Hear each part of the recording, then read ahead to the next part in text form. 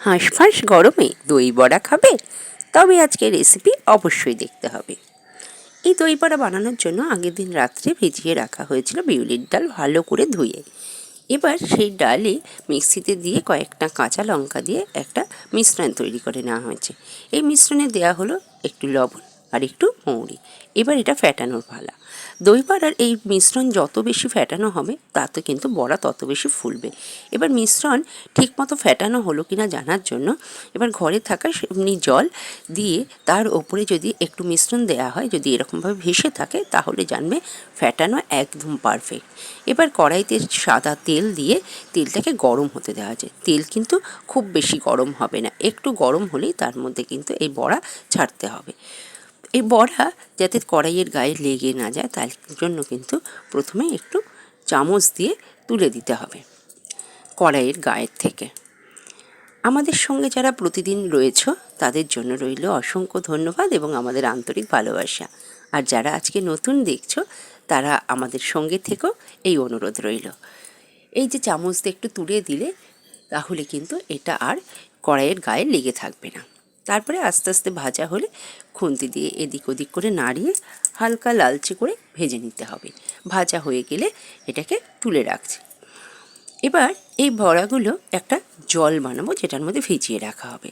তার জন্য নেওয়া হয়েছে 1 লিটার জল, 2 চামচ চিনি আর 1 চামচ লবণ।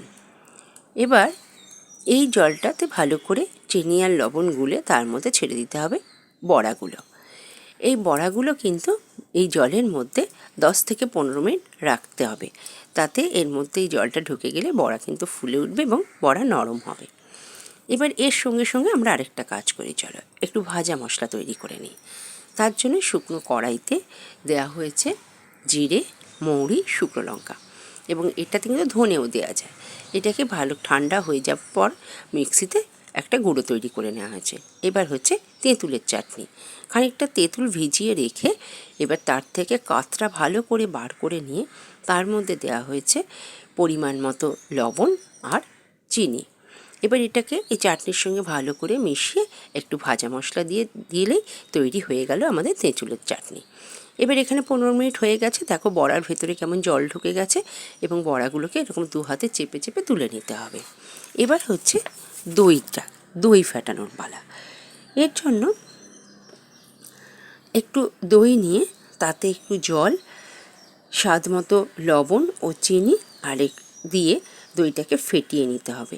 এবার এই দইয়ের মধ্যে বড়াগুলোকে ছেড়ে দিতে হবে। দই যদি বেশি পরিমাণ থাকে, বড়া যদি পুরো ডুবে যায় তাহলে আর নাড়াচাড়ার দরকার নেই। আর যদি দই একটু কম থাকে তাহলে কিন্তু বড়াগুলোকে বারবার করে এরকম নাড়াচাড়া করে তারপর 30 মিনিটের জন্য রেখে দিতে হবে ফ্রিজে। 30 মিনিট রাখার পর বার করে নিয়ে এবার পরিবেশনের পালা। একটা পাত্রে দই থেকে বড়া ও দই নিয়ে তার ওপরে তেঁতুলের চাটনি ও ঝুরি ভাজা ছড়িয়ে দিলেই তৈরি হয়ে গেল ঠান্ডা ঠান্ডা টক মিষ্টি ঝাল দই বড়া।